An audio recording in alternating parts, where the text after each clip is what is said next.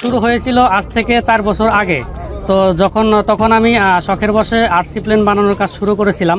তো RC plane কয়েকটা বানানোর পর সেটা থেকে যখন আমি ভালো পারফরমেন্স পেলাম, তখন আমার মনে হলো যে আমি যদি এই লাইনে কাজ করতে পারি হয়তো ভালো।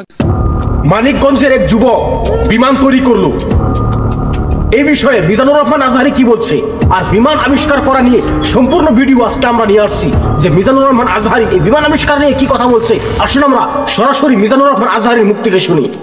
পাখিকে আরবিতে বললে তয়ের, সবাই বলেন পাখির আরবি কি? বিমানের আরবিও তয়ের। পাখি আরবি যা, বিমান আরবিও।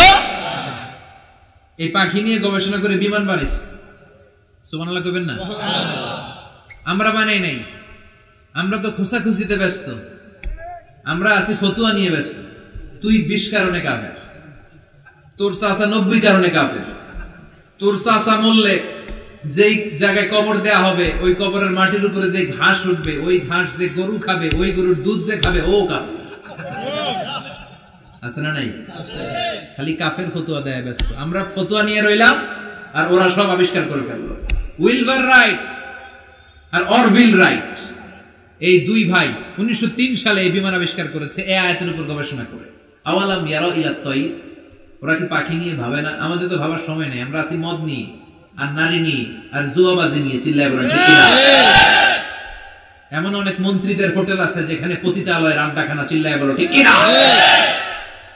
মুসলমানরা আজ মদ আর নারী নিয়ে ব্যস্ত, আর ইহুদি খ্রিস্টানরা আমাদের সব ঐতিহ্যকে ধারণ করেছে। Wilbur right or bill right গবেষণা শুরু করে দিল। পাহাড়ে শুয়ে শুয়ে দুই ভাই খালি পাখির ছবি আঁকে, কেমনে পাখিগুলো টানা ঝপটা মেরে ওঠে, কেমনে নামে। গবেষণা করতে করতে করতে প্লেন বানায় ফেললো 1903 সালে। আজ থেকে 100 বছর আগের স্টোরি শোনাচ্ছি আপনাদের। তখনকার বিমান এখনকার বিমানের মতো ছিল না। আপনি দেখবেন যে শুরুতে বিমান কেমন ছিল। শুরুতে ভাঙ্গাচুরা দুইটা পাখা নিয়ে একটু উড়ে আবার ধপাস করে পড়ে, কিন্তু আশা হারায় নাই, আবার উড়ে ধপাস করে পড়ে। আমেরিকাতে সুবিধা করতে পারেনি। ফ্রান্সের এক কিং তাদেরকে ডোনেট করেছে বিপুল অঙ্কের টাকা দিয়ে। তারা প্রথম ফ্রান্সের একটা শহর থেকে আরেকটা শহরে পৃথিবীর প্রথম প্যাসেঞ্জার প্লেন নিরাপদে ল্যান্ড করেছে।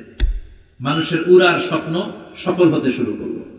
এখন বিভিন্ন ধরনের বিমান একটার পর একটা শুরু হয়েছে। এই পৃথিবীর সবচাইতে দ্রুতগামী যে বিমানটা আগে ছিল নাম ছিল কনকর্ড, যাত্রীবাহী বিমান। এটার পরে এখন একটা বাইরেছে বোম সুপারসনিক। কি নাম? Bomb supersonic. এত স্পিডে চলে, এই মাত্র দেখলেন এদিকে, এরপর দেখবেন নাই ওইদিকে। সুবহানাল্লাহ পড়েন। কি বিশাল বিশাল ডাবল ডেকার গুলো নিয়ে শূন্যে উড়াল দেয়। A3 এয়ার বোয়িং A380 বর্তমান পৃথিবীতে সবচেয়ে বড় প্যাসেঞ্জার বিমান। কার্গো বিমান তো এগুলোর 7-8 ডবল বড় হয়। I'm talking about the passenger plane A380। 525 জন যাত্রী নিয়ে এটা শূন্যে উড়াল দেয়। 525 জন যাত্রী, কেবিন ক্রু, পাইলট, বিমানের ওজন, খাবার দাবারের ওজন, ফুয়েলের ওজন, 525 জনের লাগেজ টাগেজের ওজন, এই সব নিয়ে শূন্যে উড়াল দেয়। সুবহানাল্লাহ কইবেন না? এই বিমান আবিষ্কারের আগ পর্যন্ত গোটা বিশ্বব্যাপী সব দেশে দেশে ছিল সেনাবাহিনী আর নৌবাহিনী। বিমান আবিষ্কার হওয়ার সাথে সাথেই শুরু হয়ে গেল বিমান বাহিনী, এয়ার ফোর্স, মিলিটারি। এখন বোম সুপারসনিক বানায়, এখন ড্রোন হামলা করে, এখন মিসাইল হামলা করে, এখন স্যাটেলাইট পাঠায়, আমরাও পাঠাইছি। পৃথিবীর মধ্যে বিমান আবিষ্কার আজ থেকে 100 বছর আগে হয়ে গিয়েছে। রবার্ট নামের দুইজন ভাই সর্বপ্রথম বিমান আবিষ্কার করেছিল, কিন্তু এর চেয়েও বহু বছর আগে, তার মানে প্রায় 1000 বছর আগে, যখন ইসলামিক গোল্ডেন এজ চলছিল। এই ইতিহাসটা বহুত মানুষের জানা নেই, কিন্তু আজকে আমরা ক্লিয়ার করব আসলে সর্বপ্রথম বিমানের আবিষ্কার কে করে গিয়েছিল। আসলে সর্বপ্রথম বিমানের আবিষ্কার করে গিয়েছিল মুসলিমরা। হ্যাঁ, আপনি অবাক হয়েছেন? হ্যাঁ, এটাই সত্য যে সর্বপ্রথম বিমানের আবিষ্কার মুসলিমরা করে গেছিল। যখন ইসলামিক গোল্ডেন এজ চলছিল, যখন মুসলিমদের সোনালী যুগ চলছিল, তখনই মুসলিমরা বিজ্ঞান এতই উন্নত ছিল, বাগদাদ এতই উন্নত ছিল। বাগদাদ ছিল পুরো পৃথিবীর মুসলিমদের বিজ্ঞান ও জ্ঞানের কেন্দ্র। সেখানে বড় বড় বিজ্ঞানীরা, সারা পৃথিবীর বড় বড় বিজ্ঞানীরা সেখানে এসে গবেষণা করত, আর সেখানে জ্ঞানের বহুত মূল্য ছিল। সেখান থেকে সর্বপ্রথম একজন বিজ্ঞানী যিনি স্পেনের ছিল, তিনি সর্বপ্রথম আর্ট করেছিল, আর সর্বপ্রথম তিনি আবিষ্কার করেছিল বিমান। কিন্তু তার সমস্ত প্রযুক্তি, যেমন যার শাসন থাকে তার নামে ইতিহাস হয়, এটাই সত্য। যার হাতে শাসন থাকে, যে রুল করে, যে রাজত্ব করে, সেই ইতিহাস বদলে দেয়। সেভাবে ইসলাম মুসলিমদের বহুত ইতিহাস লুকিয়েছে ইহুদি ও খ্রিস্টানরা।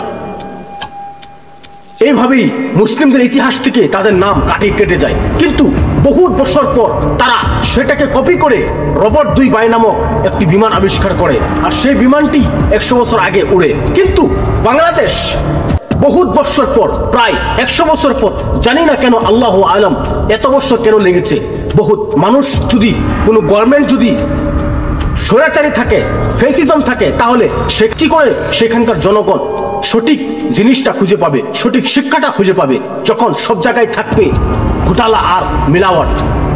সেই জন্যই তো স্বৈরাচারী শেখ হাসিনা যাওয়ার পরই সর্বপ্রথম বাংলাদেশে একটা যুবক ছেলে তৈরি করে ফেললো একটি উড়ন্ত বিমান, যেটা উড়েও, যেটা 50 ফুট উপরে চলেও গোটা বাংলাদেশ না গোটা পৃথিবীকে তাক লাগিয়ে দিয়েছে যে বাংলাদেশ চেষ্টা করলে সবকিছুই পারে।